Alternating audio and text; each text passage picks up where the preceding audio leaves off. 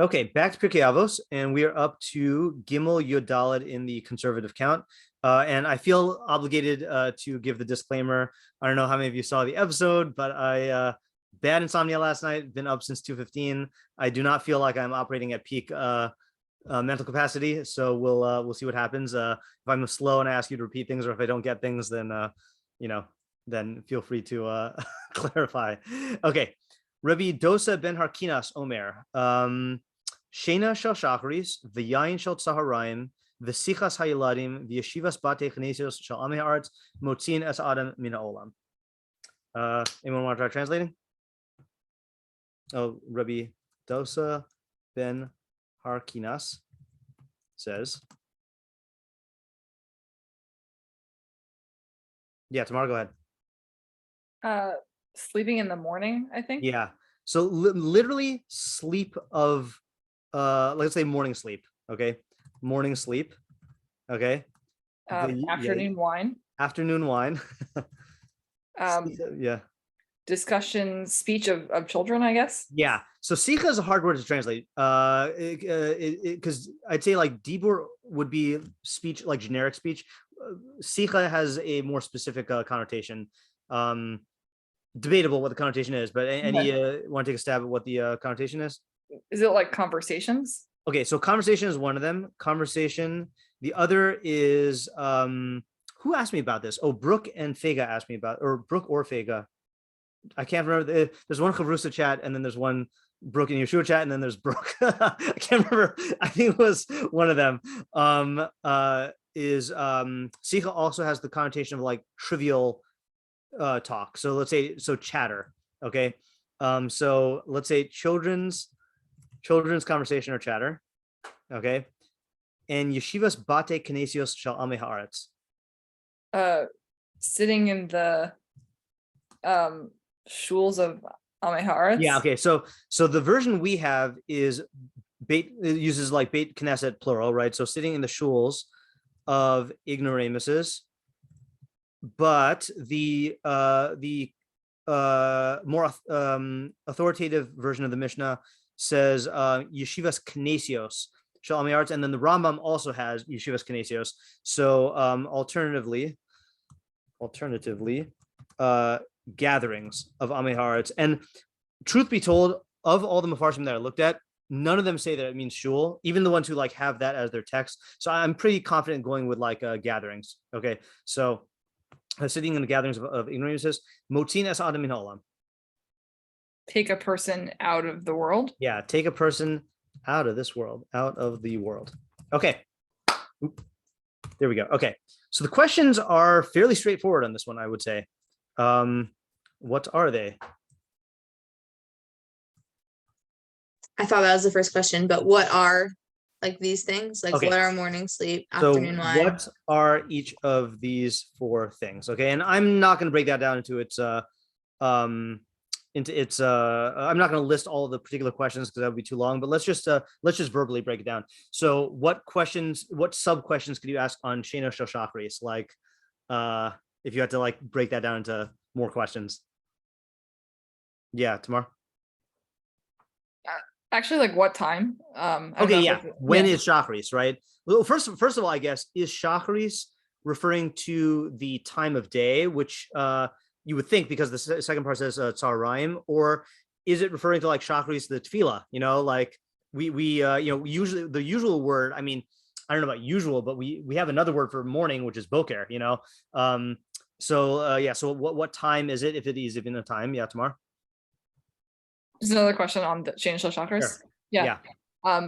Does it mean staying asleep then or going to sleep? Okay, right. So I can think of three possibilities. One is either sleeping in, another is going to sleep. Like let's say like staying up all night and then going to sleep in the morning.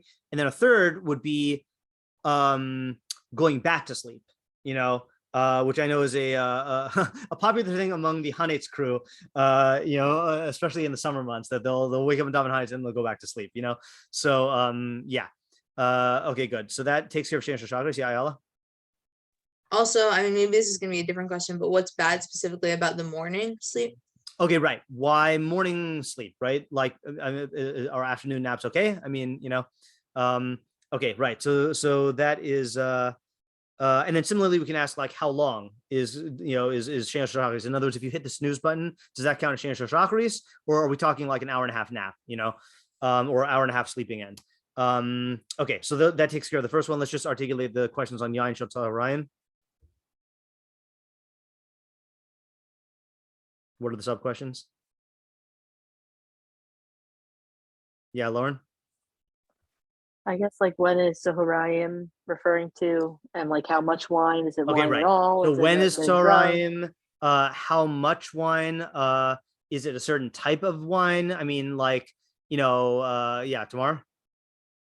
I think you just asked the question, but like, is it like afternoon wine, or like something about the wine, or is it just any wine that you have in the afternoon? Right. And then also, like, I mean, I would think that morning wine is also bad, maybe even worse, so like, what is it that's bad? Or you can argue like maybe evening wine is also bad. So like, why davka the afternoon? Okay, good. All right, sichas hayeladim. So we already kind of implicitly acknowledged the question of what is sicha.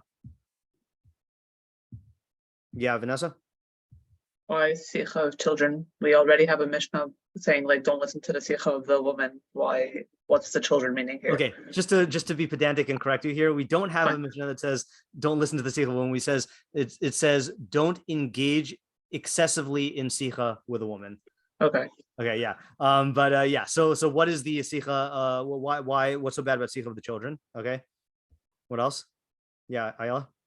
Maybe this is more on the whole list, but specifically, like, what does this have to do with the previous two? Because those seem kind of related. Okay, so I am going to ask that as a separate question. Okay, which Okay. is what do these four things have in common, aside from removing a person from the world? Okay, I mean, in other words, what's the quality that they have that removes them from the world? Yeah, Tamar?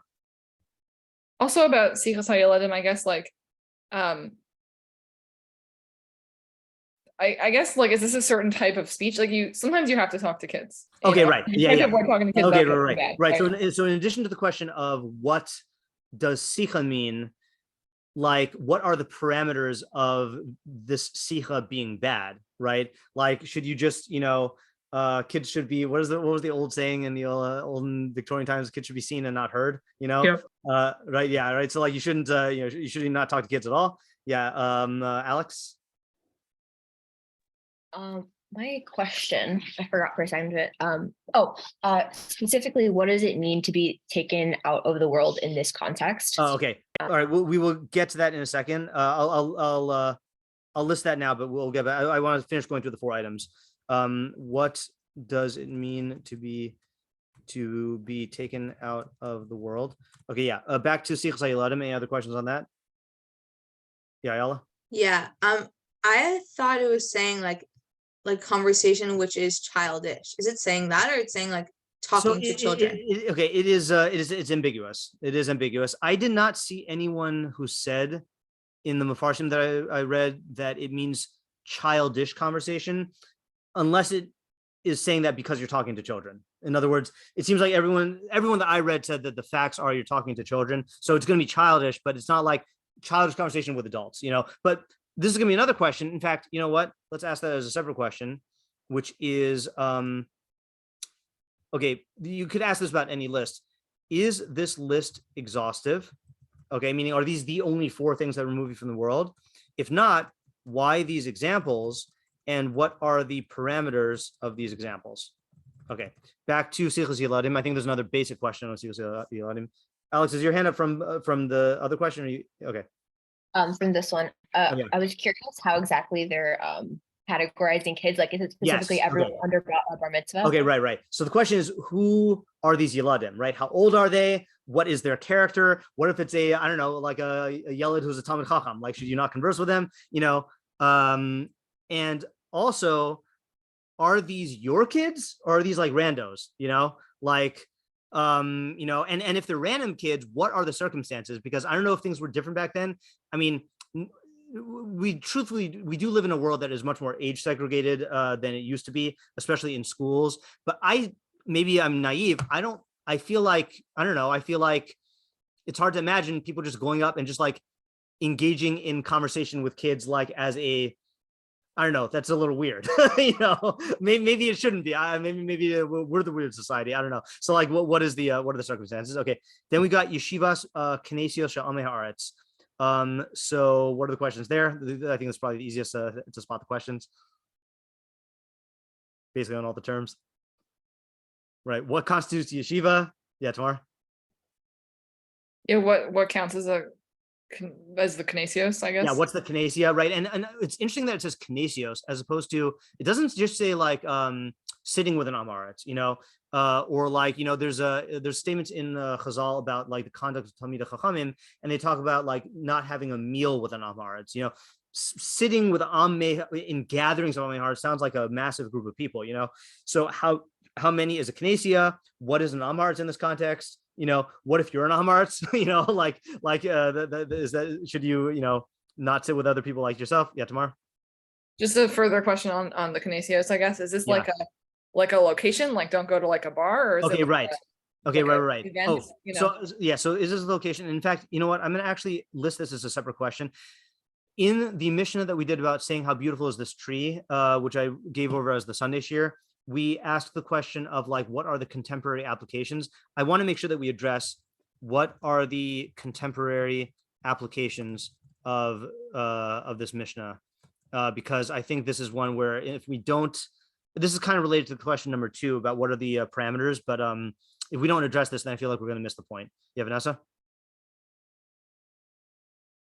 I don't know if this is a real question, but like, what constitutes sitting? Does it mean like literally sitting for 5 minutes inside a shul? Does it mean like? No, that's a good question. Right. What constitutes sitting? And how long does it have to be in order for it to be sitting? How often does it have to be? Yeah. Okay. So now, I don't know if we got all the questions, but that's like the breakdown. This is why I didn't want to write all those, so that we would be there forever. Okay. Then Alex's question: what does it mean to remove a person, to take a person out of this world? Can we break that down into sub questions?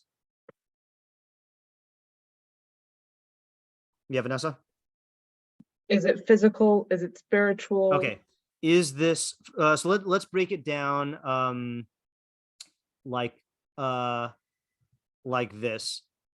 Is this olam haba or olam hazeh?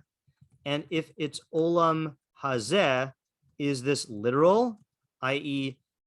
you die early, or is this figurative? Yeah.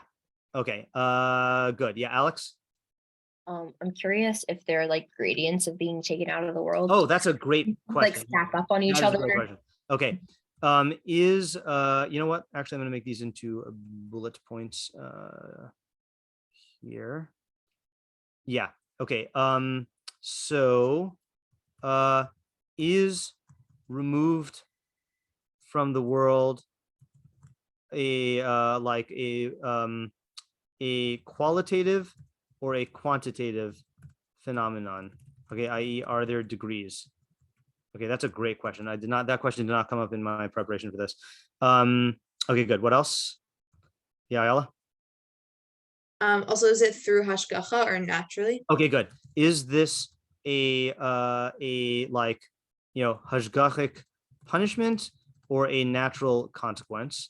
Okay, and then either way, what is the mechanism? In other words, how does it work? Yeah, Alex? I was just curious if all these things like take you out of the world when done together, like if you do all 4 of these things, or if it's like one individual thing from this list will give you that quality. Okay, so let me ask this as a separate question, which is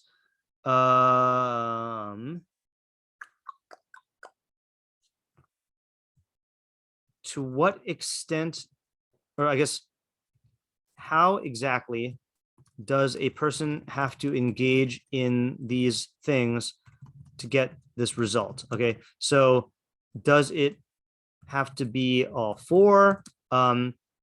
With any particular one, is it a single instance, a habit, how much, right?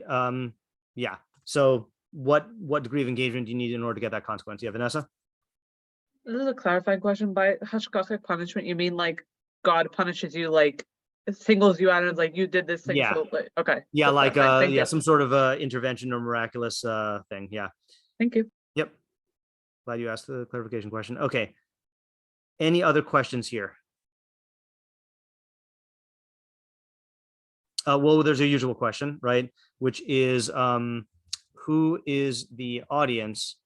To what extent is this intended for a chassid in training? And to what extent is this applicable to everybody? Yeah, and I assume that this strikes you in the same way that it does me, that this does not seem like a thing that you have to tell a chassid in training for, right? Like, I don't think he's going to be sleeping in or drinking afternoon wine. So then, but yeah, I mean, it's hard to tell. Okay. And, if, by the way, I have to decide about this. If I'm awake by the end of this year, then I have an insight about, I don't know if this is the best way to say it. I'm going to say it the way that I was going to tell my Talmidim. I have an insight from this week into Torah masculinity that I would like to express, but I have to make sure that I'm awake before I say it, because it requires thought. So just remind me at the end. Okay, yeah, Vanessa. I don't remember if we talked about this, and this is like a question one thing. Could a Sichat HaYeladim be like childish chatter? Yeah, Tamar asked that, and I said that all the commentators that I read seem to say that it's talking about actual engagement and conversation with children. So it could be childish, but no one that I read said that it means childish conversation with adults. Okay. Fine. Yeah, doesn't mean that you can't do that. I mean, it doesn't mean that doesn't fall into the category, but no one said that. Yeah. By the way, I let me change my statement from the previous sentence. Not masculinity, machismo. Okay, that's the word I was looking for. Okay, like being macho. Okay, but like in a Torah way. Okay, all right. Yeah, Lauren. I don't know if this is like bordering on giving an answer, but I'm just thinking that maybe like this is like trying each like action here is maybe pointing to a certain midah that's like a bad character trait. Okay. So I'm wondering why he gives these such specific examples if it is referring to a midah. Okay, so let me tack that on to question number 2, which is why these examples and what are the parameters of the examples, and if the examples are highlighting a certain midah or like concept, why give examples instead of stating the midah? Yeah, Vanessa? Unless I was leftover hand from last time. Sorry, it's leftover. Okay. Yeah. I had another question, which is, oh yeah, this question you would not necessarily know unless you learn Pirkei Avos, but it's an important one. Okay, which is, I forgot to put this into the PowerPoint. In chapter 2, so we're in chapter 3. So in chapter 2, you have this other phrase, statement from Rabbi Yehoshua. Rabbi Yehoshua Omer, Ayin hara v'yitzer hara v'sinas habrios motzim es adam min ha'olam. Okay, so it's another statement about it removes you from the world. Okay, so the question is, what is the difference between this Mishnah and Avos 2:11, which states lamb? Okay, now we can't really answer that question because we haven't learned that Mishnah, but it's possible to maybe like notice on a superficial level, like, oh, this is talking about 2 completely different subjects, so that's what the level of the answer we're going to try to get. Also, maybe this is also starting for an answer here, but regarding our question of, is this olam haba or olam hazeh? So if it's olam haba, okay, then what is weird about the way it phrases it? Like, what would you expect it to say instead of motzin es adam min ha'olam? Yeah, Tamar? Maybe like yachris or something, like the word kares. Okay, yeah. So we have a word, right? So we have a verb for like preventing you from getting into olam haba, which is kares, right? That would be one way to say it. Yeah, Vanessa? I guess the conjugation of motzin, like future tense instead of present tense. I'm not good with grammar though. So I don't know if this is the same point that you're making, but like removes you from the world to come implies that you're already in the world to come, Yeah. So it's just it's weird to say, it takes you out.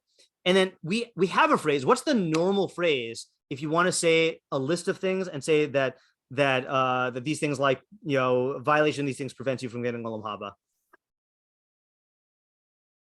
Yeah, Tamar? Like the person doesn't have a chelik in Yeah, olam haba? we say ein lo chelik olam haba. They don't have a portion of the world's come, So the fact that it doesn't say that, to me, implies that it does not mean olam haba. But we'll just tack this on in case it does mean this. If this is about olam haba,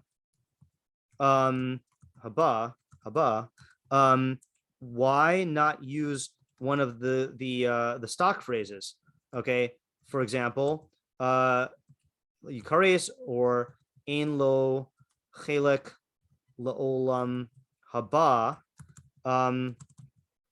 and why say motziin, which implies that you were in olam haba, but you got removed.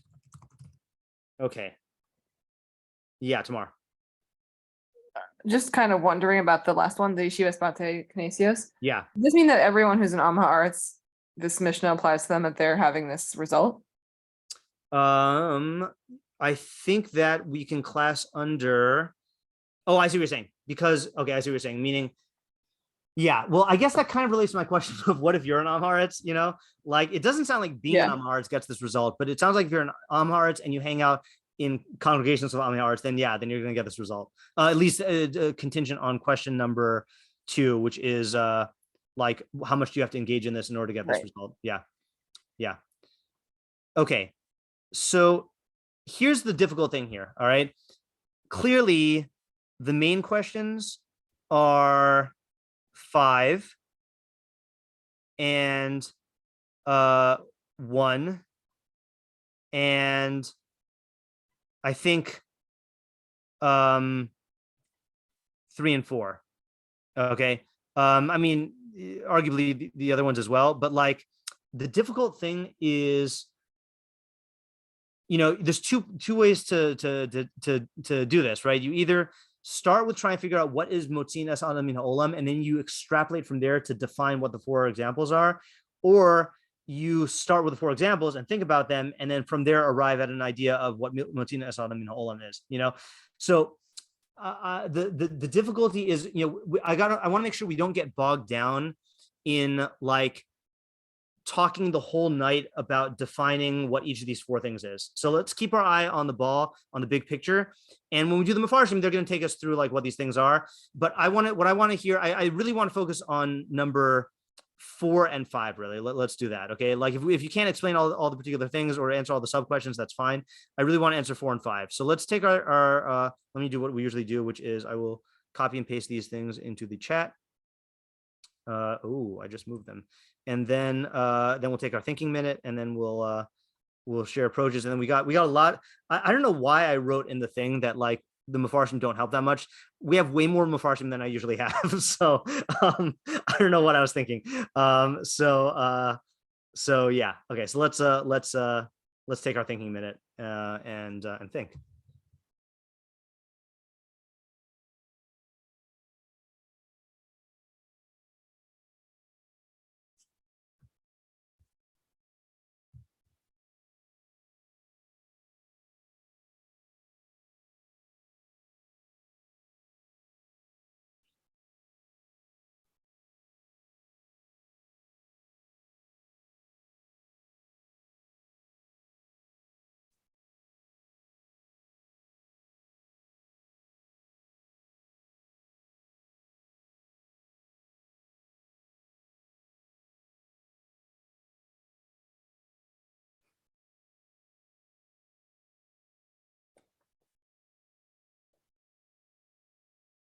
Okay, so we're going to start with answering the question.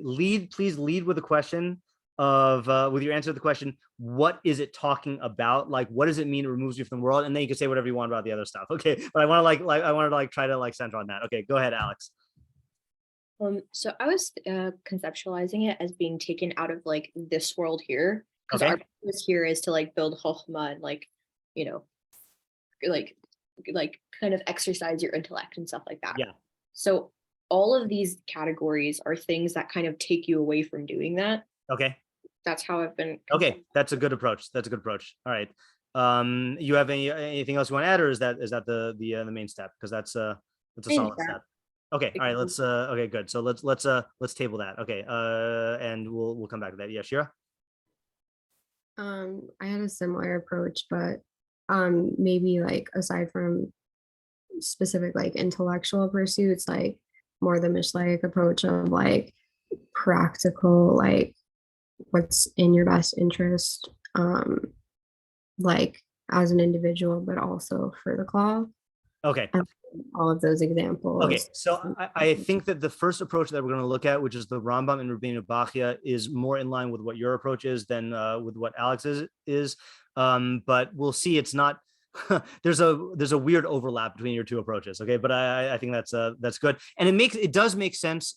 I mean, you could give an argument in the context of Pirkei Avos both ways. You could say that, well, Alex is more on target because we've been talking about learning Torah in a lot of these other Mishnayos, so it would stand to reason. But then also we're talking about a chassid, which is someone who goes beyond the letter of the law in how they interact with other people. And so like that might be an approach also. So we'll have to like duke it out. Yeah. Okay, good. Ayala? Okay, so I think I was going to say very similar to Alex, but Yeah. so that like taking a person out of this world is like the opportunities that you have when you're alive, or like the reason or goal when you're alive. So these are all activities which like, even though like maybe doing them for small amounts of time here and there are not a problem, but like spending a lot of time in these things, they kind of just like waste time in like doing nothing at all, really. Yeah. And like in a way that like time just goes by and you don't notice and there's nothing really happening. Okay. So it kind of like loses the opportunity. Okay, that's almost exactly what the Sforno says. Okay, so that's pretty good. All right. And yeah, that's almost exactly what the Sforno says. So I have nothing to add to that other than when we read the Sforno. Yeah. Shir, did you have something else to add, or is it your hand up from before? Oh, sorry, it's from. Okay, that's fine. All right, yeah, Tamar. I actually, now that other people have answered, I don't think this is better than other people's answers. Okay, that's fine. Yeah, I mean, That I'm was glad my we're all on the similar different wavelengths. Yeah. attempt. I'm not sure this works with the examples, but it kind of sounds like to me like it could mean like removes a person from society. I don't know if that's a valid reading. Yeah. So, I was thinking that also the difficult one of that. So definitely the wine of Shakri, oh, sorry, the sleep of Shakris and the wine of afternoon could do that. And Sichas Yaladim also does that. Like you're not really, interacting with people in your society. The difficult one is Yeshivas Bati Kneso Shalma Haaretz. Yeah, right. That seems like the opposite. Yeah, right. So that I would say is enough to poke a hole in the whole theory. Not that you can't salvage ideas from that, but I think to say that that's what unifies them. Yeah, makes sense. Yeah. Devorah, and before I call on you, I'm supposed to send regards from Rabbi Brovsky. Oh, I love Rabbi Brovsky. I just met him this week. I asked a halakha question and he sent me a bunch of sources, which is very helpful. But he said, yeah. So anyway, go ahead. Yeah, I think I tagged Brovsky on your question. Oh yeah, you were the one who did that. Yeah. Okay. Yeah, that makes sense that you know him then. Okay. Yeah. Yes. Okay. Okay, so all of these things are sort of like, they strike me as like things that are sort of okay, but you do them like at the wrong time or like sort of in the wrong way. Yeah. Okay, good. Like, yeah. Oh, sorry, go ahead. No, yeah. I mean, I was just going to elaborate on that, but everybody can fill in the blanks, I think. I'm just so I can keep track here. Okay, so we have Alex is aligned here with Rambam and Rבינו Bachya 1. Okay. Then we have Shira, who is aligned. Oh, sorry, no. Shira was aligned with Rambam and Rבינו Bachya 1. Alex is aligned with Rבינו Yona and Rבינו Bachya 2. Okay. Ayala is aligned with Sforno, and then Devorah is aligned with the Meiri. Okay. So we've got good intuition so far. Okay. I love the Meiri, so that's exciting. Me too. Yeah. Good lab partner for the Meiri. Okay, Vanessa. I have more of like a question, and this isn't like a trying to define terms thing, but like I'm finding difficulty with the children's conversation thing. The other things I was gonna say what Devorah said, like, okay, it's like things that like are allowed, but like you're not doing them in the right way, not telling your values around it, whatever. Yeah. Do we really like see people talking to children inappropriately? Like, okay, maybe like one odd cook out there, but like not really, not Right. the way Yeah, like that's what my problem is also. And I'll tell you, I think now that I think back, the reason why I wrote in the blurb that that the Mefarshim don't help us is I think I was very frustrated with that one item. Looking back, the Mefarshim explain all the other items very, very clearly, but we'll see that they're very vague about the children one. So I think I'm gonna have to make an inference. I'm gonna make a big leap when it comes to that one. Okay, so we'll. Okay. It's comforting to know it's not just me, and that Yeah, I'm not like deficient somehow. Yeah, yeah, Okay. definitely not. Yeah, Alex. It could be that specific point is kind of speaking to the like actual audience is talking to, because if you're someone at a higher intellectual level, it probably doesn't benefit you to be chatting with like kids who like, you know, want to talk about imaginative things that aren't really personal. Yeah. All right. So I do think that is that is going to be in line with what little crumbs the Mefarshim give us. Okay. Yeah. Shira. Yeah, just slightly different. I think it's like in your translation a little bit too, but like it could be like childish conversation, not necessarily. Yeah. So conversing we did entertain that possibility earlier. And what I've said is that all of them seem to say it's talking literally with actual children, but it's possible that you can extend that conceptually to engaging in childish chatter with adults. But no one says that I read says that it is talking about childish chatter with adults. Like everyone says it's actually talking with children. Yeah. Okay. So here's what we're going to do. Okay. I want to go through the order that I put them in, which is going to be like this. Rambam, Rבינו Bachya 1, Rבינו Yona, then Rבינו Bachya 2, Sforno, Meiri. Okay. And a lot of them are going to have overlap in terms of the 4 items, but they're each going to put their own spin on things based on the stance that they take about what the Mishnah is about. Okay. So let's start. Okay. Now the Rambam, this is a masterful example of how the Rambam says very little, but like says a lot. And thankfully Rבינו Bachya like elaborates on it. Okay. So the Rambam says, and you don't actually have to do a PSA here. Okay. For those who use Al HaTorah, which everyone should, the Rambam on the Pirush HaMishnah and Avos, I only discovered this week. I usually keep really, really on top of Al HaTorah updates. I don't know how I missed this. Okay. That number one, they changed the translation, or, you know, Rambam wrote his commentary on the Mishnah in Arabic, and there are better translations and worse translations. So they changed it to Rav Shelat, which is an amazing translation. And they put the Rambam's version of the Mishnah up here, which is often different than ours. And not only do they have the Perush of the Rambam on the Mishnah, but they have the Perush of the Rambam's Perush of the Mishnah. Okay, where is it? A Perush of the Mishnah, sorry, a Be'ur LePerush Rambam LeMishnah. And this is a commentary on the Rambam's commentary on the Mishnah by Rav Shelat. And it's like everything I ever wanted. Okay, and so it's just I only found out this week, and I'm very, very happy about it. Okay, all right. Anyway, so the Rambam just has one line. Yomar she'elu hadvarim yibatlu ma'alas ha'adam. The Mishnah is saying that these things, these 4 things, I'm going to use the word impede the virtues of man. Ad shiyata min ha'olam v'hu mafsid, to the point where he leaves the world and has lost. Okay, so in plain English, what that means, actually, we're going to read the Rבינו Bachya. So Rבינו Bachya does us a nice solid here by quoting the Rambam and then explaining the Rambam in great detail. That's why I'm lumping them together. So he has a different translation of the Rambam. He says, "Sham midos ha'ela motzin oso min ha'olam below ma'alos." These midos remove a person from the world without virtues. Now, in the Rambam's lingo, in his commentary on the Mishnah, in Shmona Prakim, which is his introduction to Pirkei Avos, he says there's 2 categories of virtues. Okay, there's ethical virtues or virtues of character, and then there's intellectual virtues. So character virtues are the ones that we usually mean when we say midos. Like good midos are, you know, generosity and kindness and empathy and, you know, frugality. And then the bad midos are like anger and jealousy and gluttony and all that other stuff. But then the virtues of the intellect are like, you know, deliberation and clear thinking and good memory and like conceptual ability. And the intellectual bad midos are like rushing to conclusions and falling in love with your own ideas and all that other stuff. Okay, so when we say malos, virtues, we mean like both character and intellectual. Okay, so he says these midos, meaning the 4 midos in the represented by those 4 items, are going to cause remove a person from the world without virtues. These things impede ethical development or development of virtues. Okay, how so? So this is like what you're going to see in a second. It's like what Shira was saying, in that it is more about the midos, some of which are going to impact you, some of which are going to impact society. Okay, so what are they? So shena shashachris.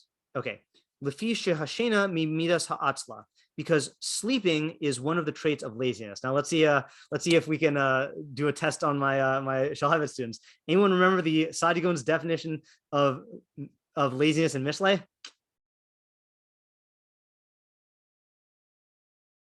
Even if you don't get it verbatim.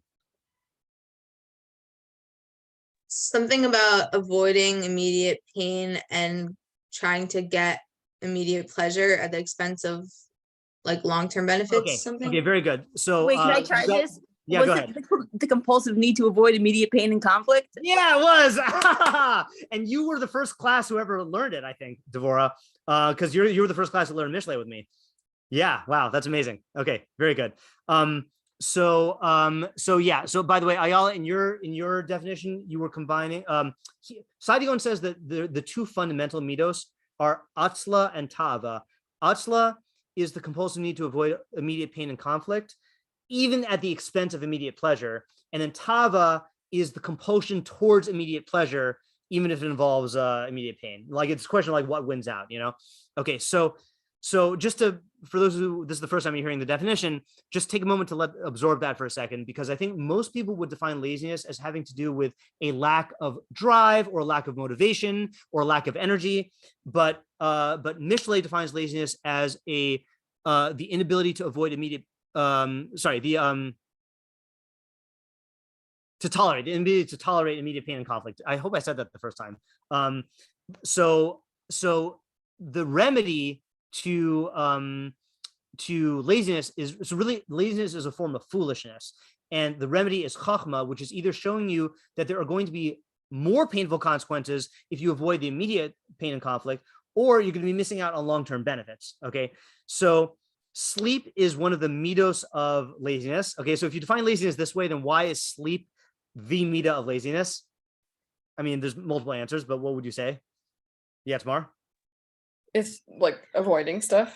Yeah, sleep is the ultimate escape from immediate pain and conflict, right? So if you are asleep, I mean, we've all experienced this, some people every morning, you know, you wake up and you immediately sense, you know, you're in that beautiful haze of like, there's no reality. And then you suddenly reality registers and you're like, oh man, I have to like face immediate pain and conflict. And then you just want to go back to sleep, unless you're me and you can't go back to sleep ever when you wake up. So sleep is the ultimate way to avoid immediate pain and conflict. Okay. Okay. Then he says, "V'ha'atzla mevatelas ha'avoda," and laziness will impede avoda. Now here you could translate avoda as work, but I think it's clear from the context that avoda means avodas Hashem here. Okay. So serving God, whether that's mitzvos or chesed or learning, okay, it impedes all of that. Why? Or sorry, well, we know why, because obviously you're not going to want to engage in anything that requires conflict, and newsflash, mitzvos involve immediate pain and conflict. Okay, you have to like not do what you want to do. You have to restrain your desires. V'nimtza yashin ad she'yavor zman Kriya Shema. You're going to sleep until you miss the time of Kriya Shema, which is funny that he mentions that. I mean, yeah, it's part of avodas Hashem, but like you're going to miss a lot of stuff. Like you're also going to miss Tefilah. You're also going to miss learning. You know. Okay. V'nei zeha os. So furthermore, this is a sign ki ha'avoda kala ubezuya be'enav, that avodas Hashem is insignificant and degraded in his eyes. Okay, ve'eno machshavah l'klum, and he does not regard it as having chashivos. He doesn't regard it as being important. V'im kain, and if so, aye ma'laso, where is his virtue? So in other words, he's saying two things. Okay, it's a vicious cycle, because, well, vicious cycle is the wrong word. Laziness will actually cause your avoda to deteriorate, but laziness also reflects the fact that avoda is not important to you. Okay, and I'm going to give an example. And I don't know how many of you who went to seminary saw this in seminary, but this is always a problem to some degree in every yeshiva and every seminary. Okay, which is people coming late to Seder, people coming late to Shir. and we're missing Seder altogether. And like sometimes what I want to say to people who do that, and I don't usually say this, but I know people who come late to Seder every day, or come late to share every day, or miss Seder, yet they show up to their job. Okay, if they have a job, they actually go to their job. And what I want to say is like, learning is also your job. Like, in fact, arguably, it's more of your job than your other job, because first of all, your other job is a means to learning. The other thing is that the employer in one of these is much, much greater than the employer in the other. Okay, God gave you this job of learning, and if you would never dream of just like skipping your job one day. So why are you skipping learning? So it does reflect the fact that evidently their job is more important than learning. So you can use that as data. Now, I'm not talking about like one time coming late, but there are certain people or skipping. There are certain people who habitually miss Seder or miss Shir or miss learning, or come late, or, it shows a certain disregard or a certain lack of valuing for that activity and a valuing of whatever it is that's causing you to be late, or to miss, and maybe this is where it's a vicious cycle. The more you give into that, the more it will actually harm your learning. Because if let's say morning Seder is 3 hours and you're only coming for 1 hour, it's going to actually like impede your learning development, and that's going to cause you to put in less value and less energy into this, and it's going to perpetuate itself. So it's a very, very big problem, which he's saying is represented by morning sleep. So we're not, the way he's learning, he's not talking specifically about morning sleep. He's talking about what it represents, which is laziness. Okay, now we still have to answer a question, why choose this example, but let's wait till we go through all of them for that. Okay, any questions on this one? Okay. By the way, don't think that we're going to go through this long thing for each one of them, because there's a lot of overlap here. Okay. So we're going to spend, I started Rבינו Bachya because he fills it out the most. Okay. V'yain shos tzahorayim gamkein. So too afternoon wine. Okay. So the, lefi shehu maybe li shikrus, because it brings you to drunkenness. Okay. That's obvious. Shekol yain she'enu b'soch hamazon hu mishaker. Any wine that is not had during your meal makes you drunk. Now, background information here. Back then, they used to drink wine with every meal because they believed that it aided in digestion. And I think also water was not as common of a beverage.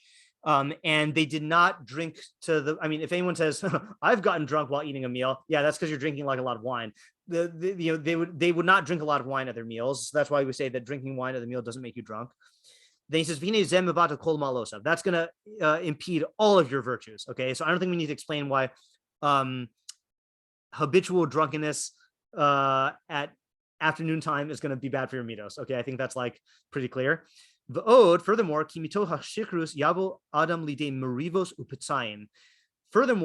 from drunkenness, you're going to come to quarrels and injuries. Okay, I grade this out because I guess I'll ungrade it. This is a difficult to translate pasuk that we spent a week on, I think, earlier this year in my Mishlei shir. This is a weird pasuk. Lemi oy, lemi avoy, lemi binyadim, lemi siach, lemi p'tzayim chinam, lemi chachli l'sinaim. To whom oy, to whom avoy, to whom quarrels, to whom chatter, to whom injuries that are for no reason, to whom redness of the eyes. To those who linger over wine, to those who inquire over the mixing of drinks. Okay, so if you look at those psukim in Mishlei, which is on my Mishlei podcast, we spent like a long time. These are all like a bunch of like bad effects of wine. Okay,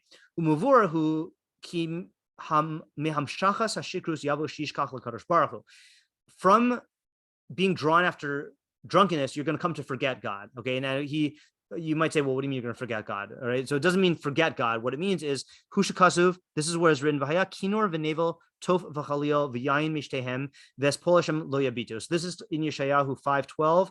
I believe, I'm going to look. I believe it's talking about the northern kingdom, because the northern kingdom, Malchus Yisrael, had problems with drunkenness, literal drunkenness, and the southern kingdom had problems with metaphorical drunkenness of like getting caught up in like false prophecies and stuff. No, this is talking about Judah. Interesting. Yeah, it says, what was this? 5:12. Let me see how the article translates it here. There are here we go. Yeah, I'm gonna read the whole paragraph. Woe to those who arise early in the morning to pursue liquor, who stay up late at night while wine inflames them. There are harp and lyre and drum and flute and wine at their drinking parties, but they would not contemplate the deed of Hashem and would not look at the work of his hands. That means like they wouldn't contemplate. I think the Mefarshim there say it's either talking about Chachma in the universe or Chachma in the Torah, because both the universe and the Torah are the work of God's hands. Therefore, my people is being exiled because of ignorance. Its honored ones dying of starvation. Its multitude parched from thirst. Therefore, the netherworld has enlarged its appetite and opened its mouth wide without limit, and into it will descend her glory and her multitude and her horde and whoever revels within her. Okay, fine. I don't need to read on there. Yeah. Okay. So I think this one's pretty obvious. I don't think we need to dwell on this. That wine gives rise to it impedes your virtues. It leads you into external conflicts, okay, which are harmful, and it ruins your relationship with God, because you're going to end up engaging in escapism through your alcohol, which, by the way, talking about contemporary applications, this also applies to many drugs, okay, if not all of them, but many drugs. I mean, not caffeine, okay, if anything, caffeine will make you more looking at God's handiwork, but you know, certainly with the really dangerous hard drugs like heroin and meth, those completely remove a person from reality. And then to a certain extent also, you know, stuff like marijuana that might not be as like injurious can lead to a certain withdrawal from engaging in what actually like matters in terms of like contemplating Chachmas Hashem, you know. So like, you know, you have to like think about this beyond just wine. Yeah, Shira. Do you think it's like worth pursuing if we should figure out like why one would be more intuitive than the rest? More intuitive than the rest of what? Of the examples, like we kind of have to elucidate more. Oh, I see what you're saying. Good question. So I think we happen to be in a place in society where we are very aware of how dangerous alcohol is. And so I think it's just more on our minds. I think it's equally intuitive how sleeping in is bad, but I think we are not so aware of how pervasive and harmful laziness is, you know, like we're familiar with phenomenon, but not like the harm. But I think with alcohol, we can see how, like, you know, anyone knows that whether you know alcoholics in real life or you just see them in movies, they have lots of midos problems, you know, and it interferes with their lives. So I think it's just like, you know, in our cultural awareness. I'm glad you asked the question though, because you're right. If something is very, very obvious to us and other things are not, then we should pause and analyze that. Yeah. Tamar? Just another dimension of the same question. Like, maybe to have in mind after reading the whole Rambam Bachya, but like, what is the message to a chassid here? Oh yeah. Right. So we'll have to, we'll wait till the end for that. Okay. All right. Let's do Sichas. Yeah, Vanessa? Maybe the answer is the harm, but like, what's the distinction between like these both sound like Mishlei laziness, like trying to avoid pain to like increase like present pleasure. Is that like, is the link significant? Is it a coincidence? And like the harm of alcohol is also the ikar? Like, oh, you're saying the link between the first two items? Yeah. Yeah. Let's hold off on that question. Also, do we get all four? Okay. Yeah. Okay. Sichas hayladim. Okay, so this is where it gets difficult. Okay, so what I'm actually going to do is I'm going to break from Rביnu Bachya. We're going to read him, and then we're going to read the other ones and put together a synthesis picture here. Okay, okay, hahasmada b'sichasam. So hasmada means constant involvement in talking with them. Mivio lekalus will bring you to kalus. The normal phrase is kalus rosh, which means frivolity, or to use a term that people actually use of like silliness or not taking things seriously. Okay, a certain like lack of like gravity or seriousness. Okay, arev da'ato b'datam. Literally, that means when your mind mingles with their minds. But I think we'd say like when you like I don't know if this is the proper usage of the slang, but like, I mean, do people use the phrase vibing with another person's mentality, or is that just not a thing? I don't even know, but you know, you're on their wavelength basically, you know, to use a radio mashal from old people. Lefisha shedivreim moshchin es halev, because their words draw the mind or draw the heart. Ubnei adam nimshachim achreim, and people are drawn after them. Okay, then he gives an example, which is a little complicated because he does a weird drasha on a pasuk in Koheles. Gam es ha'olam nasam blibam. There's a pasuk in Koheles, one of my favorites, that says God placed eternity in their hearts. That's the Ibn Ezra with immortality fantasy. So the drush is ahavas ha'olalim nasam blibam. God placed the love of children in people's hearts. V'hu chaser vav. Okay, and it's without the vav. So it's a play on words of olam and olalim. Miloshin elem, from the word elem, which means like a youth. Ahavas hatinokos nasan belev avosam. So this is a clue. Actually, we don't need to go past the Rambam Baka here. Love of little kids. Okay, so we're talking tinokos. Okay, so that gives us a clue about Yeladim. God placed into the heart of their parents. And then he gives a mashal. Mashal mahadavar dome. What is this comparable to? Lamelech shahaylo shnei banim, to a king who had two children. Echad gadol echad katon, one older and one younger. Hagadol mechabed as a bias. The older one swept the house. Vakatan matanfo, and the younger one dirtied it. The alphabichein, nevertheless, who mechabev as a katan yoser min gadol. He loves the little one better than the older one. Okay, even though he's dirtying the house. Havyomer, and this is what it means when it says gam es olam nasam blibam es ha'elem. God placed the love of little kids into people's hearts. Avas ha'olim nasam blibam. The love of the youth he placed in their hearts. Okay, now Rבינו Bachya is saying that this is about your own kids. Okay, however, actually, I'm going to go back to what I just said.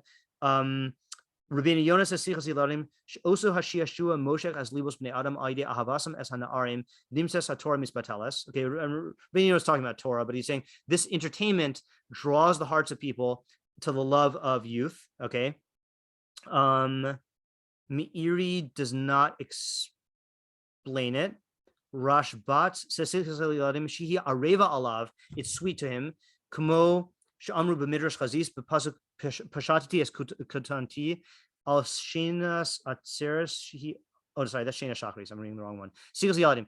Gam kain mitoch shahadam nimshach achreim v'divrei misha'ashim also. Since a person is drawn after them and their words entertain him, whom is batam midivrei Torah, then he will abstain from Torah, v'yotem min ha'olam below chemdas Torah, and he'll go out from the world without the endearment of Torah. Okay, then he gives a very harsh chazal. V'chein hayaladim mesim v'askara mipnei shemavadlim es avihem midivrei Torah.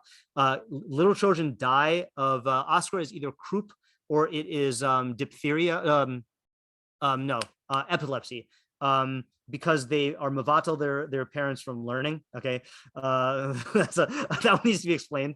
Okay, I'm reading it just here because he's mentioning the same quality of the entertainment and drawing you, and it's your own children. And then someone else who I didn't quote on the thing, the only one who I saw who says this is talking about older children and who are not necessarily your children. Let me just get the actual sefer. Is the what's his name? The Rebbe Shimshon, Yaakov Rebbe Shimshon, who is a Talmud of Rashi, who says, it's not online, who says, so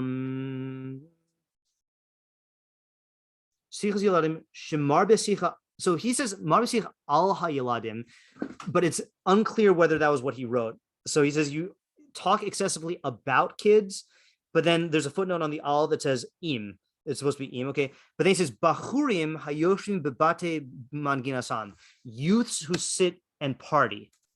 Okay, so that's the only one I saw who says it's talking about older kids, like youths, like teenagers or like early 20s, and also not your own kids. Okay, so the question is, what do we get from this? And we don't have to like unify them. Just what picture are you getting from the Sichas Yeladim here? Yeah, Lauren.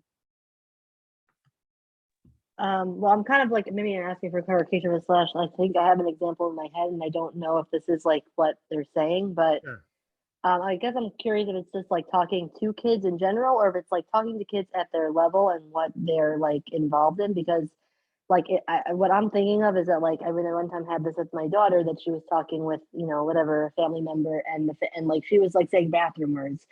And whenever she does that, I always say like, no, we don't talk about that now, but this family member was like encouraging it and also saying bathroom words. And I was like, what are you doing? In my head, I was like, and like, maybe like this was playing on some, there's, adults do, there's a reason why those are very entertaining in TV shows, like bathroom related things. And it's also like, it's childish and children like it and they find it funny. So I'm wondering if it's like talking to them on their level and what they're interested in. Right. So just to clarify, by the way, certainly when you're educating them, then you have to speak to them on their level, right? But this seems to be a sort of like you're not being, the word that all the Mepharshim are using is you're drawn after it and it's entertaining, right? You're not. Right. I don't mean like not on their level. I mean like maybe on things that they're innately interested in, like following their base desire. Like, right. But I'm also saying, like, topics. there is definitely a role for parents to engage kids in play for their sake of their parenting, you know. But I think this is talking about where you are no longer in the driver's seat. You are like drawn into the web of childish talk with children, you know, because of the pleasure and the amusingness of it. Yeah, Alex. Part of me can't help but think of like the kind of parents that will watch kid shows with their kids and then they get invested in the show themselves. Yeah. Okay. So this is, yeah, I was thinking the same thing, and I was gonna, you know, I feel like I've heard this before. Okay. But you know, don't jump on me if I'm wrong about this. Okay. I feel like I've heard certain mothers, especially new mothers of young children, especially new mothers of multiple young children, who go through these years where they're basically not interacting with other people their age. And there's a certain dulling of their mind that occurs because they're only talking with like little kids and spending their whole time in that world. Now, I'm not saying that that's bad. I'm saying that that might be the type of their mind mixing with the mind of the kids phenomenon that we're talking about here. Does that ring true to anybody? Want to weigh in on that? Vanessa? It like rings true, and like that's the only thing I could come up with to like make sense of this mission, because I really can't like think of anyone else who would like spend time with kids and spend it on their level besides like a mother or like a parent who's at home. But like that's so different than the other examples. Like the other examples, like I understand as Mishlei laziness, but like you have to play with kids, like that's part of their development. Like baby talking, like of course, like there's a distinction between like. The only thing we said is laziness is the sleep. We're not saying that wine is laziness, and we're not saying that conversation is laziness. Each of these is different mitos. Yeah. But like I don't get how this is a negative mito. Like I could get it theoretically, but like in actuality, besides like the random like person who's like, oh my gosh, like talking like a baby, that would just be really weird. Like we have so many more alcoholic. So I can give you two more examples that I think that one of them is specifically for men, and the other one is I think for this generation of youth. Okay. I'm gonna give the examples first, and then I'll call on Lauren and Alex. Okay. So I think, and I'm now going to use this with the interpretation that we're talking about slightly older children. Okay. I think a lot of guys do this with sports. Okay. And women do this also, but like, I think there's a certain hypocrisy. I'm speaking as someone who is not a sports guy. Okay. But in the frum world, I see that there are a lot of people, okay, who are like allegedly frum, okay, and I'm sure they are frum, who will give all this talk about how like you have to like always be learning Torah, blah, blah, blah. And then they'll just be very into baseball or very into football or very into basketball, you know, and it's like in their mind, there's like a heter, like, you know, but it's involvement in nonsense, you know, and I'm not saying that I'm not involved in nonsense. I'm saying that this is the type of nonsense where you can get caught in endlessly talking. Look, these guys who are talking to I'm thinking like you know, middle school and high school Rebbeim who are talking to their like students about this. Now, again, I'm not criticizing that as an educational technique. It's very good as educational technique to like bond with your students over their interests. Okay. I'm talking about where the person himself, you know, the adult is like drawn after this and becomes involved in that whole world, you know, to the point where he can't control it. His heart is drawn after it as a form of entertainment. Okay. So that's the second example. And the third example, and I thank God am not involved in this, but it does seem to be a plague that is sweeping the nation, is TikTok. Okay. To a certain extent, there are other forms of social media that have this, but it seems to be just from the statistics that TikTok has the best algorithm for addicting you to nonsense content. And I'm not talking about all TikTok. Okay. I've never used TikTok. I don't have TikTok. And I know that there's educational TikTok. I know that there's like, there's craft TikTok. I know that there's like news TikTok, you know, but I know that there's a lot of stupidity TikTok. And the algorithm is literally designed to engage your mind in stupid entertainment and get you involved for hours and hours and hours, you know? So I think that is Sichas Yeladim as well. And all three examples, the mother, like spending all of her time talking in, you know, and I'm not saying, again, I'm stereotyping here, right? This could be the father also, but a parent spending all their time talking with the kids and just being like entertained by them and neglecting their own development, or the Rebbeim or the women teachers also being involved in sports, talk with their kids and getting sucked into that world, or the whatever generation we call this, generation whatever, being involved in TikTok, so that's my theory about what we're talking about here. Okay, let's go Alex, and then Lauren, and then Shira, and then Vanessa. Yeah. I'm just curious, and correct me if I'm wrong, but wouldn't the original audience be skewing more towards men? Yes, and I think that is why this example is being given here, because the norm was, that especially in time of Chazal, women were involved in the raising of the kids in the informal, like early years, and then men were involved in the education of the kids in formal education. And so it would be a deviation from the task, so to speak, of the father if when he's with his kids, instead of talking Torah, he's talking about like playing ball and horsey or whatever kids did back then for their like entertainment, so like I think that is, I think we do have to read it in that context. Yeah, correct. That's what I thought. Yeah, I'm glad you asked that though. Yeah, Lauren. I think just to respond, like what Vanessa was talking about, like it is, I feel like it's saying like maybe the point that childhood or being with children makes it all encompassing. Like I feel like I do see how like other moms, if you just talk to them, they're not able to talk about anything else aside from like what toys are their kids playing, or where they're going here, or what they're doing here, or what clothes did you buy, what stroller are you getting, what like there's just endless amounts of things that you can involve yourselves with. And I feel like people, like kids go to sleep, or when they're not always constantly involved with watching them. Like, yes, you have to make dinner, maybe do things at the house, but I do feel like there could be like breaks in the day, even if you're the sole caretaker and no babysitters, like there still could be pockets of time where you could daven, you could learn something instead of like watching TV at night when they're asleep. You could learn, like, it's nothing. It's easy. It's not easy, but it's possible. And you also mentioned, by the way, in another session, I don't know what the context was, but you mentioned about how like, nowadays, I know this was not common back then. Well, actually for the Isha Schuyler it was, but like having a career, or having some other like profession, even a part-time job, or, is a very healthy thing to prevent you from being completely absorbed in this, and I also want to mention, just in case anyone is ready to pounce on how like, this is like, it seems like the scales are tipped unfairly, in the direction of like, women are more involved in are going to be more subject to this like pitfall than men, and on average, if you've read Pirkei Avos, you'll notice what's the corresponding thing for men. Like if the common case here is women who are caring for their children being in danger of being involved, totally absorbed in like the world of the child, what's the corresponding thing for men? Like the pitfall that they have to worry about, that there are Mishnayos and Pirkei Avos about, much more than this, is being totally consumed by work.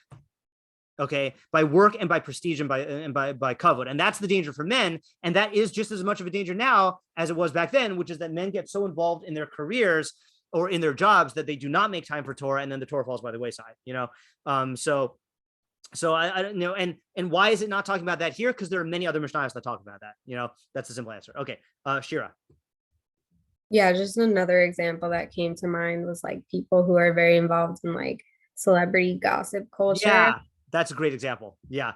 So the Rambam mentions that example in the Mishnah in Pirkei Avos that says "L'motzasi tov leguf elashtika," which I think is like the last one in chapter 1, where he talks about the 5 categories of speech, and one of the categories is people talking about what kings do, like what the kings are up to, and like who's building what house. Which I guess was like their celebrity, like nonsense gossip back then that people could just get infinitely drawn into. And that would be what I would say. Again, I have no objection to saying it's childish conversation. I just want to say that none of the Mefarshim I've seen said that. But now that we're talking out, it is the same thing. Like it is the same kind of thing. It's just, not with your own kids. Yeah. Tamar? So I think you said this before, but I just want to clarify because I feel like the conversation got away from it a little bit. When you're talking about, like, let's say a mother who has, let's say she has multiple small kids and she doesn't want to or can't get a babysitter for certain times or whatever. If she's doing things that she thinks are developmentally appropriate for her kids, then even if, like, let's say she's all day trying to make decisions that are good for her kids, and she is not getting to be involved in intellectual stuff, like outside of that, then I would think that even if, she's got like brain fog or whatever from this activity, I would think it's not like getting entertained by kids. It doesn't seem like that's this case. Right. Correct. Yeah. That is a, meaning when the question to me is your heart being drawn into this uncontrollably? That's it's the addictive quality of it and the melding of minds that is the problem. If she's involved in parenting and then that is avodas Hashem. I mean, that is like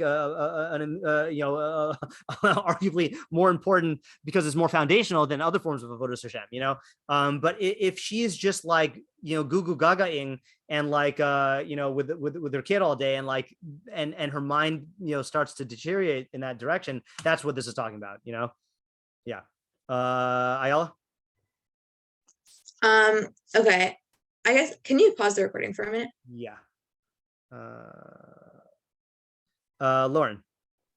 I just want to clarify what I was saying before, also like in response to what Tamar's saying. I feel like what she's describing like is a healthy way to relate with kids, or like, yeah, that is the woman's job. But I feel like, I mean, like in the terms of like you could be obsessed with or just get so involved in the kids in a materialistic way, because in terms of being obsessed with their toys, their clothing, their like, I feel like it's more of the, like, in a similar way to like celebrities, it's also being obsessed with kids on their level. It's just getting totally consumed by their environment instead of being the adult and thinking about what's best for them. Yeah. How should I parent them? How should I respond to them? Stuff like that.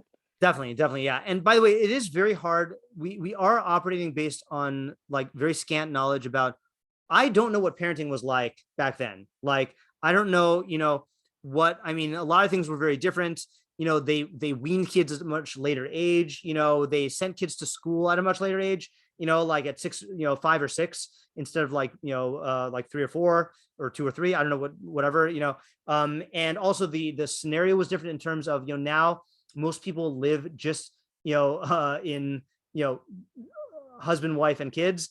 Whereas back then you're living with like extended family, lots of things were different, which might make this have a cultural context that we're just missing out on, so we have to like keep that in mind. Whereas sleeping in the morning, that's not going to change so much. The only difference with sleeping in the morning is we live in a society where we prolong the productivity hours beyond what is natural for the human being, because we go into the nighttime hours, and then that makes us more tired in the morning. Whereas back then, when it's dark, there's only so much you can do. Like, so they were kind of like forced to go to sleep at a healthier time. Yeah, Alex? I can't help but to think about the fact that like children were raised in more of a like collectivist way, where there were like more people around to be caring for kids. And like something I think about is like, I've always because I have a very, very big family, and I've always taken on that role of like caretaker at like big family events where I'm like caring for the younger kids.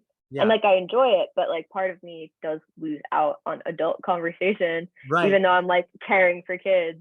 And like, I can't help but think about that. It is, that's a good example of how like, this has to be applied in different ways in different societies, and like I don't know what they were addressing. I don't know what Chazal were addressing. I don't know what Ben Bachia, who lived like 1,000 years after Chazal, what he was thinking when he wrote this. Yeah. Okay. And then the last one, Yeshivas, and we'll summarize after that. Yeshivas Bat Hekneso Shalmei Arts Lafi Shekol. This is also easy. Shekol Divrem Shem Medabrim Enam Niblatim Mishtayim. Okay. Everything that they're talking about is going to only fall into one of two categories. O Shem Divrei Averos Upuranus Shadivur Asrabehem. Either it is words of transgression and punishment worthy words that it's usher to talk about. So Lashon Hara, Rechilus, gossip, Moti Shemra, slander, lies, nivel peh, like inappropriate sexual things, onas devarim, like insulting each other, litzanus, all of these categories that are usher. Haim devarim rekim, or they're empty things. Like that's like the celebrity talk that Shira was talking about, which actually now makes me realize that's another reason why we should not interpret Sichas Yeladim as childish conversation, because that's occurring with the gatherings of the Amei Haaretz, Devarim B'Talim, nonsense things. Shua Dibur Nimna, which is the type of speech you should refrain from. Okay. Now he concludes, V'hine hamisasik v'hamasmid ba'arba dvarim elu. Someone who involves himself and is perpetually involved in these four things. Harzem vato kol ma'alosav b'lo safek. He will impede all of his virtues without a doubt. Okay, so to summarize here, we have 4 qualities. Okay, we have laziness, which is going to be very bad for your avodas Hashem, and both in terms of causing you to neglect it and being a reflection of the negation, like reinforcing the low value. Drunkenness, which leads to many impediments for your midos development and external conflicts, and makes you forget God.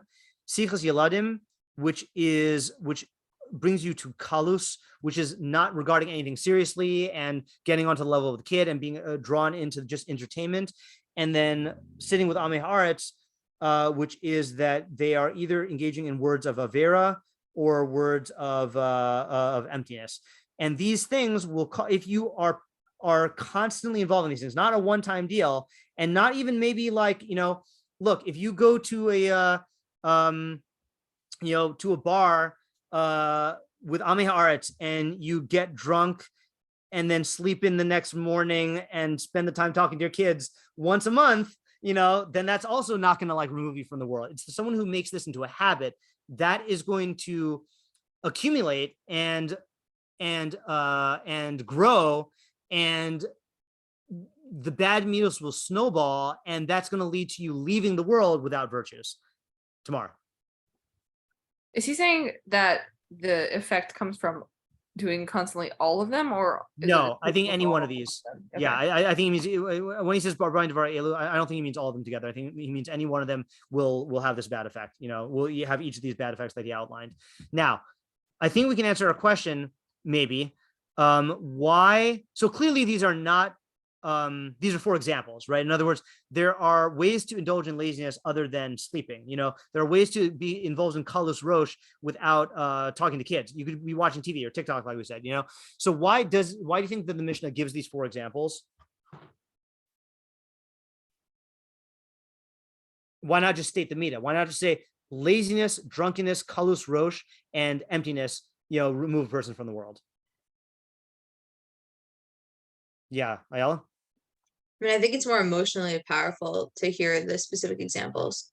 Okay, so number one, Mishlei answer is it's more emotionally impactful to hear the particulars. That's always going to be true. It's too abstract to just say laziness. Hey, Vanessa?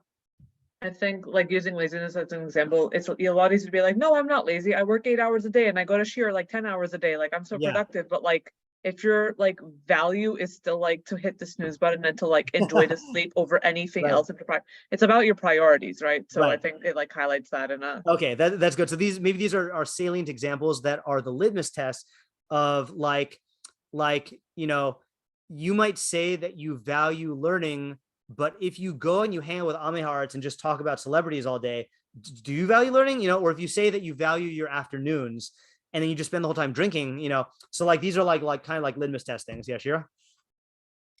Similar idea, but I think just slightly different is like more like your self-talk. Like these are things that are easy to rationalize, like within your system, but like they have that ripple effect. So okay, so I actually want to just sneak in the Sforno right now. Who said the Sforno?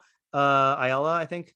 Yeah. So Sforno is a one-liner, okay, and which also will expand this a bit.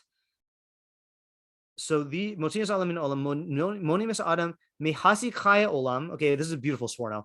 In terms of like Rishonim who like shot up in ranks over the last years, Sforno really has gone up for me. I mean, I'm just like, I don't know. The more I learn Sforno, the more I just admire Sforno. That's just my thing. Okay, so it prevents you from achieving Olam Haba.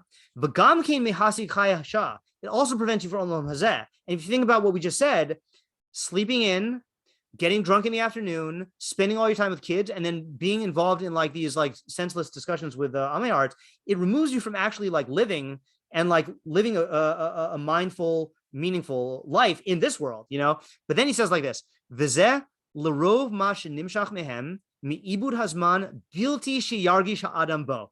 That this is due to the fact that a person is drawn after them in wasting time without sensing it. Okay, that's the TikTok thing. Also, is like you're going on there, and then like before you know it, you've spent an hour on 2 hours or whatever. So it is the like Shira was saying, it's like an insidious quality, it sneaks up on you. You don't realize it. And I think Sforno like complements this. I don't think it's a contradiction or a machlokas or anything like that. But yeah, it's hard to detect. Yeah, Tamar? Maybe a complementary point, which is that I think also like, I mean, he is saying that you have to do this all the time to have this effect, but these activities are things that bring out the midos in you. Right. They hone the midos. They sharpen the midos. Right. The more you sleep in, the more you're developing, you're cultivating laziness.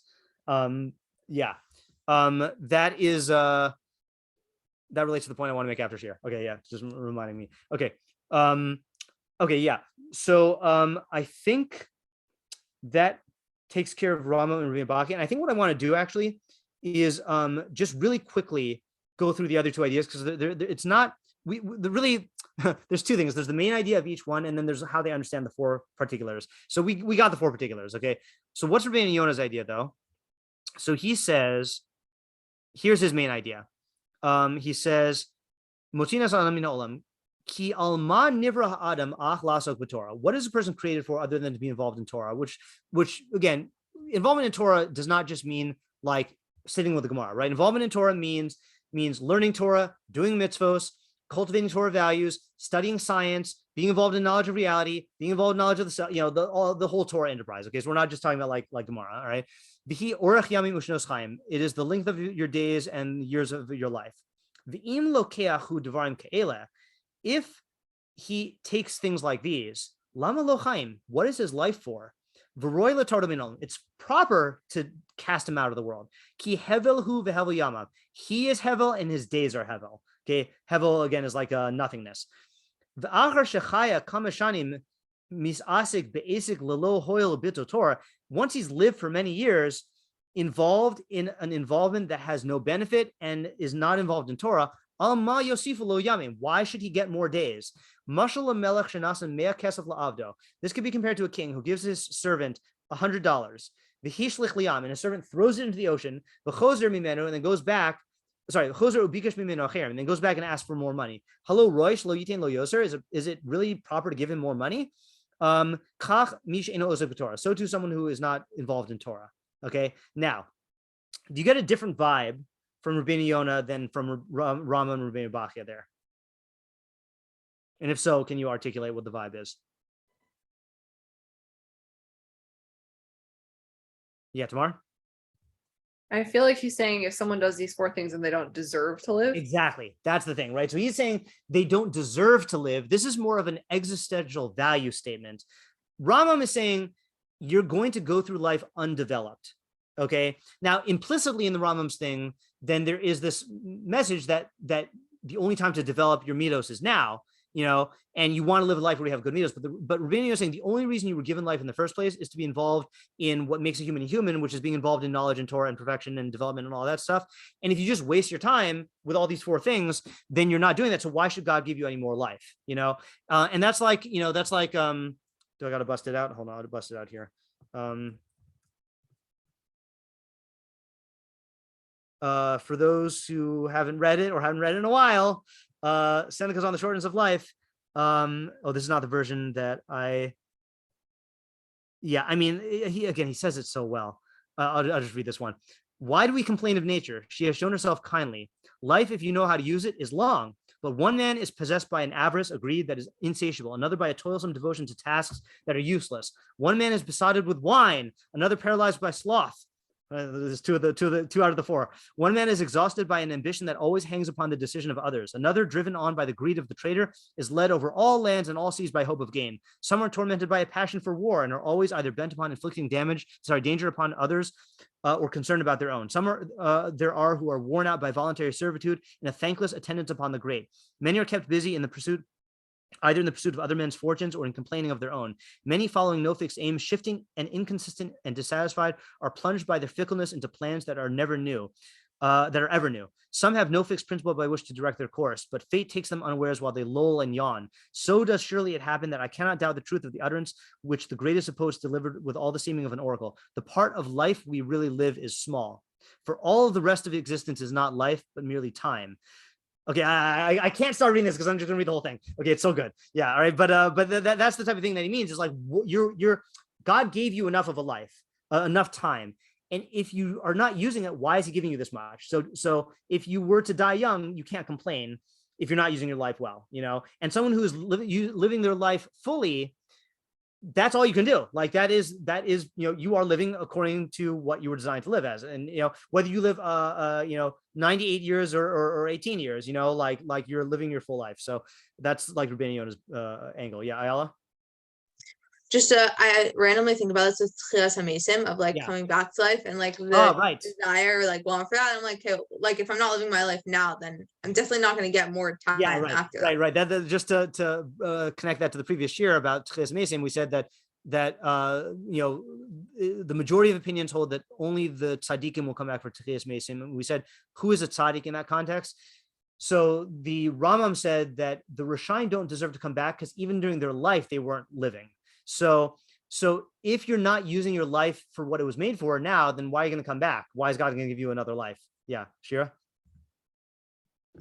Do you think that Rביnu Yona is saying this as a bit of like hyperbole to like serve as a warning? Because I still think we believe that there's like value inherently in life.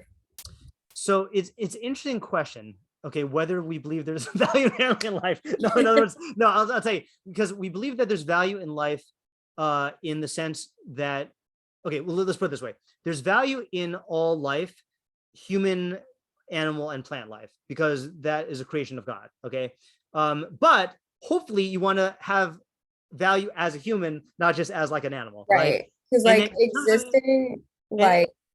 In terms of the value for human life, it is, I think it's an interesting debate. I don't know the answer to the question. Do we say that there's intrinsic value in human life, like intrinsic, or is it because every human life has the potential to be valuable? I'm not sure. It's also just in these like examples, it's not like say. Oop, you froze or slowed down. Right now you're frozen. I don't know if you're going to speed up in a little while. I'm going to go ahead and keep talking, and if you can, oh wait, you're back. Say it again. Sorry. I just think these examples specifically are like not doing like cruel deeds. It's the lack of right. Okay, so that's actually okay. That's a good point. So in other words, this could be hyperbole in the sense that this is in Pirkei Avos. And, I understand if you say someone who worships with Avodah Zarah and murders and commits Gilui Arayos, like, they're going to remove themselves from the world. But saying like, if you talk with little children too much, then you're going to remove yourself from the world. Like, yeah, for a chassid, then these are things that are going to like make or break like their development. And I think I agree with you. I think for Yona, definitely, then this is hyperbole and it's warranted. So that's good. One more point, and then I want to summarize and then bring this to a conclusion here. מאירי says that very interesting approach, not different in terms of the particulars, but in terms of the emphasis. He says like this: this is coming to warn us about enjoyments and excesses. Okay, and I would clump those into one. Excess enjoyments. Okay, so the two of those are morning sleep and afternoon wine. Okay, why? The elu bivadaihem mosar gamor. These are complete excess. Why? Ki b'shena shashachris yaspik lo shena salayla. You should have had enough sleep at night. If you sleep in the morning, that's excess. Okay. V'yain shel tzarayim yaspik lo yain shebesocha mazon. Wine in the afternoon, you should have had enough wine at your meal. Okay. V'ein elu baim ella derech tanug. The only reason a person would have morning sleep and afternoon wine is just for the sake of enjoyment, Sha'adam nishtakea b'hem, a person is steeped in these enjoyments, umonea hashleimus mimeno, and he withholds perfection from himself. Okay, so he puts it in terms of excess pleasures. Sforno put it in terms of insidious pleasures that are time wasters. And it seems like the other Mefarshim are putting it in terms of like also the addictive quality. And then the Meiri does not really explain the second two of the list, other than that they are devarim harmonium, mundane things, hamoshkim lev ha'adam, that draw people's hearts, v'gorim lo batala, and cause him to waste time. And then the Rashbach, the only point I wanted to bring out here is he quotes that other Mishnah in Perek Sheni, Amar Rabbi Yeshua, Ayin hara, yetzer hara, sinas abrios, motziin es adam min ha'olam. An evil eye, evil inclination, and hatred of people bring a person out of this world. Shem devarim ra'im ba'atmam. Those are things that are intrinsically bad. Adim es haguf, and they destroy the body. Okay, and I don't know, I haven't read his commentary there, but I can imagine ayin hara is jealousy, right? And that actually like psychologically eats away at you and also causes fights. Yetzer hara is the yetzer hara, right? That clearly causes you to make bad decisions. And then interpersonal hatred can also cause quarreling. So that's actually bad. Uvakan, but here Amar ki yesh devarim hem tovim leguf va'arevim alav v'kashim leneshama. These are things that are sweet, good and sweet to the body, but harsh on the soul. Okay, lahotzio miolama, that take it out of its world, and then he goes and explains all of that. Okay, so what I find interesting about this whole thing, Ayala. So a question on the Meiri, and I guess the Rashbats also. Yeah. How would he interpret taking you out of this world? Yeah, so he says that I think he takes it the same way other people do, which is that, I just want to see if he says it explicitly here.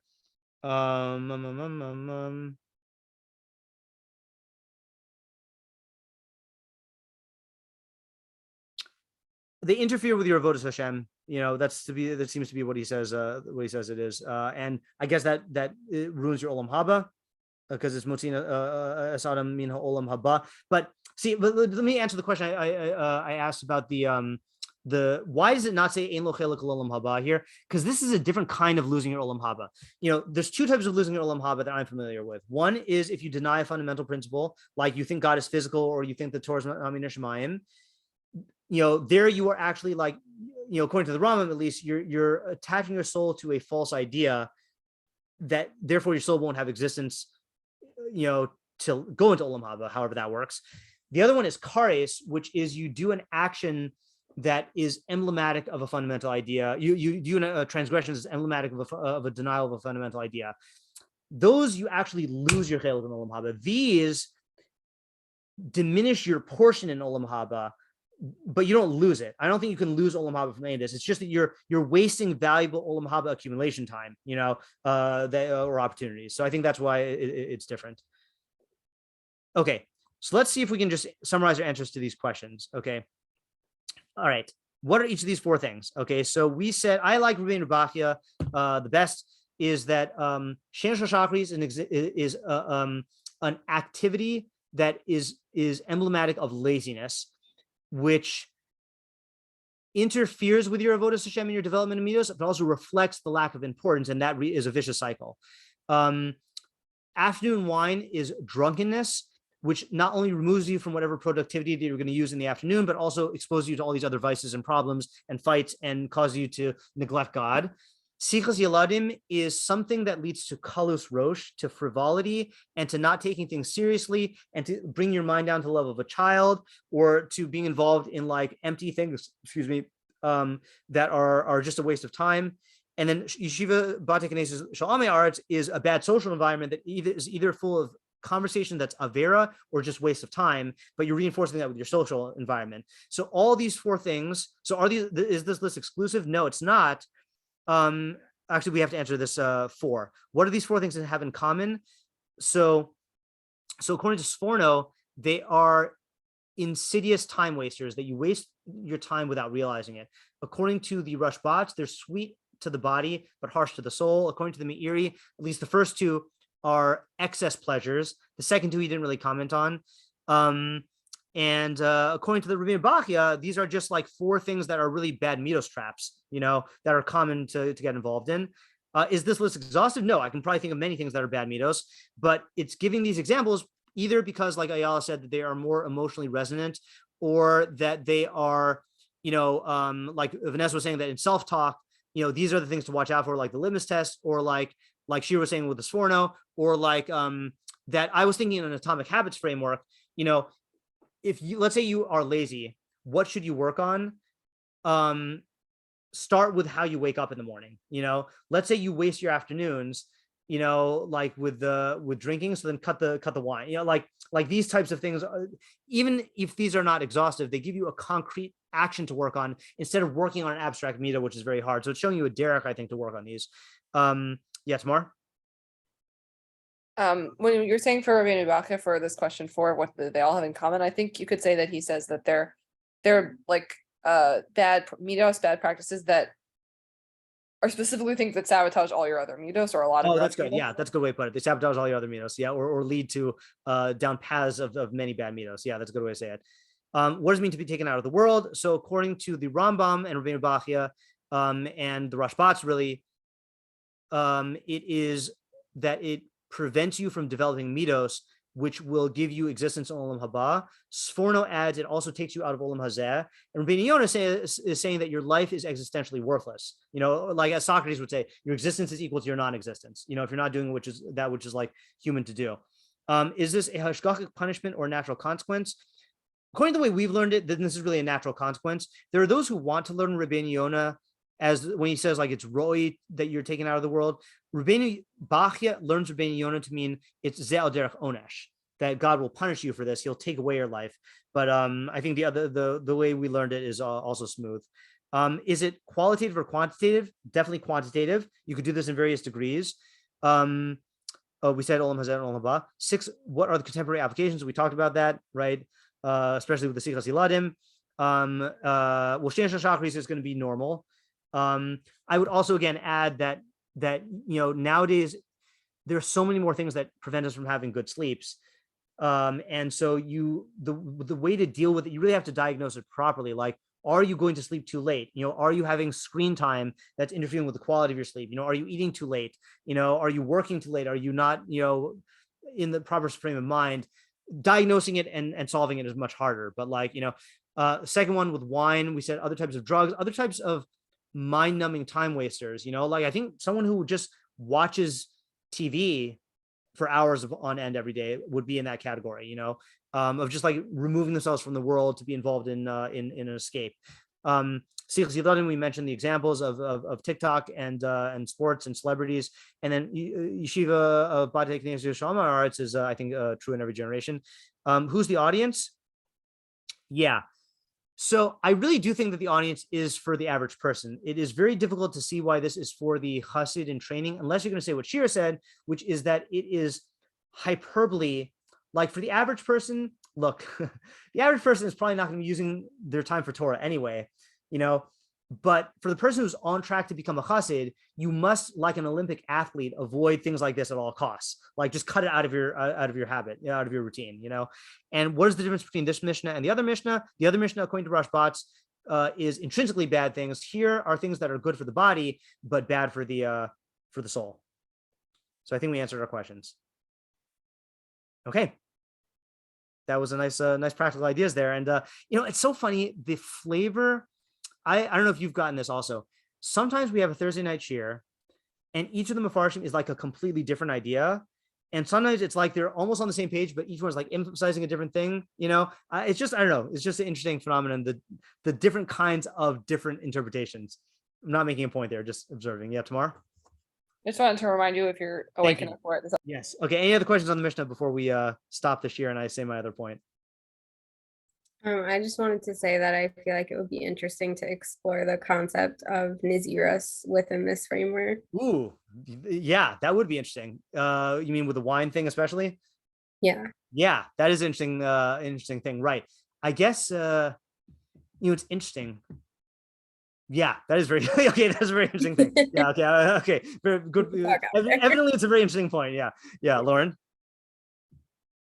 Yeah, I guess one thing that I'm just wondering about, because I feel like in terms of like students, or they're just certain people that are just not so intelligent and not so intellectual, okay. And like how do they take that? Because I guess I'm thinking about like the last one, or even Lasichas Yeladim, like some women just are not, and then also just don't care to talk about this stuff all the time and be involved in wisdom. Okay, good. Okay, so I don't want to record this. All right, let me stop the recording.